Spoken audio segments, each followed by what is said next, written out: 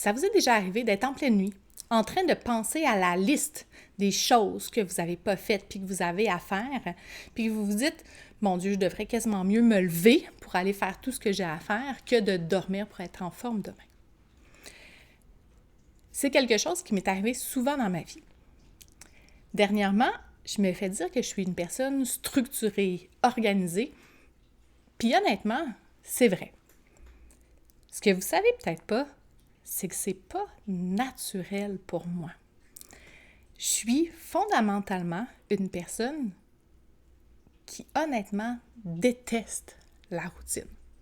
Bien, vraiment, je ne pourrais pas faire un travail où je fais exactement la même chose tout le temps. J'ai besoin de variété, j'ai besoin que ça change. Mais j'ai aussi d'autres besoins qui sont encore plus importants dans ma liste de priorités. Par exemple, si je donne ma parole à quelqu'un, c'est sûr que je vais le faire. Et je vais aller couper sur mon sommeil, sur mes heures avec mes activités pour moi-même, peut-être même des fois sur des activités familiales pour m'assurer de respecter ma parole. Et là, ça ne marche pas parce que familialement, c'est encore plus prioritaire. Et là, je finis par être stressée. Puis le stress, ça induit, honnêtement, chez moi, des problèmes physiques et mentaux, mais comme pour la plupart des gens, là, le stress, c'est pas bon. Alors, j'ai pas eu le choix d'apprendre, très jeune, à m'organiser.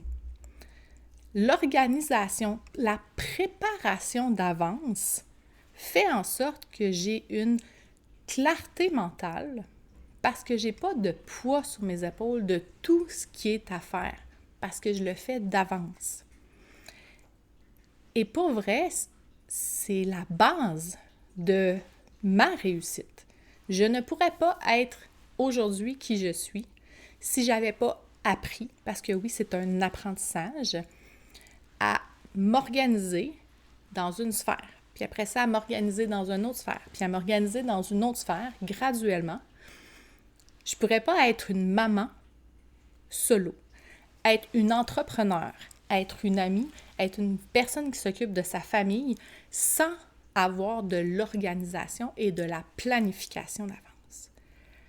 Mais la planification, ce que ça me permet encore plus, c'est de pouvoir avoir la liberté de me dire « Hey, là, je peux prendre un break parce que pour vrai, toutes mes autres choses sont faites, puis j'ai une plage horaire que si je le fais pas là, je peux le faire là, puis ça va bien aller. » Le piège de ça, c'est de remettre à plus tard quelque chose que, à un moment donné, on a remis à plus tard plein d'éléments, et là, ça ne fonctionne plus.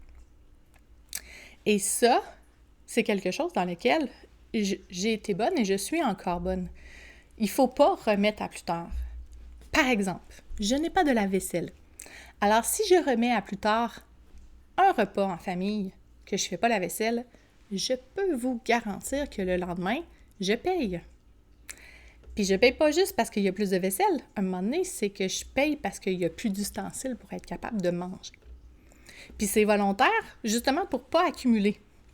Donc, je fais des choix qui me permettent de, par la suite, être plus relax dans ma propre vie. Mon linge est prévu d'avance, donc je sais comment je m'habille pour telle ou telle occasion. On le dit souvent, mais ça, c'est quelque chose qui fonctionne bien avec les enfants, entre autres. J'ai, par exemple, les sacs sont déjà prêts d'avance avant de se lever le matin avec les enfants parce que là, c'est la course, puis ils sont fatigués, puis ça leur tente pas. Les lunchs, on en fait un petit peu d'avance. Le meal prep, donc la préparation de nourriture avant de commencer la semaine. Il n'y a pas des tonnes de personnes qui aiment ça, là, passer le dimanche après-midi à cuisiner, puis moi la première. Puis je le fais vraiment pas tout le temps. Mais les semaines que je l'ai faite, qu'est-ce que ça permet? Ben, de ne pas manger de la pizza congelée mercredi soir parce que j'avais quelque chose de déjà facilement prêt dans le frigo de bon pour la santé. Donc, la préparation me permet de manger mieux, me permet de m'assurer d'aller faire de l'exercice, me permet de m'assurer de répondre à toutes les exigences que je me donne à moi-même pour répondre à tous mes clients, pour répondre à tous mes fournisseurs, mais aussi pour pouvoir avoir le temps de sauter sur des opportunités, des occasions, le fun. Par exemple, sortir avec un ami pour aller dîner avec elle un jeudi midi.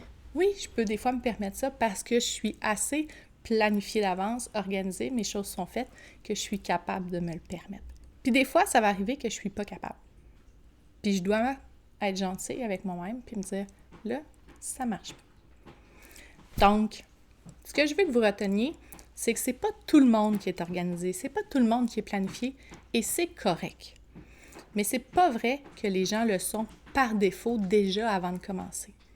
C'est quelque chose qu'on apprend à faire, c'est quelque chose que vous pouvez vous entraîner à faire et qui va faire en sorte d'améliorer votre qualité de vie, peut-être même votre santé si vous êtes moins stressé et qui va pouvoir faire du temps dans votre agenda pour avoir du temps pour vous, du temps pour les choses que vous avez le goût de faire, puis peut-être des nouveaux projets personnels.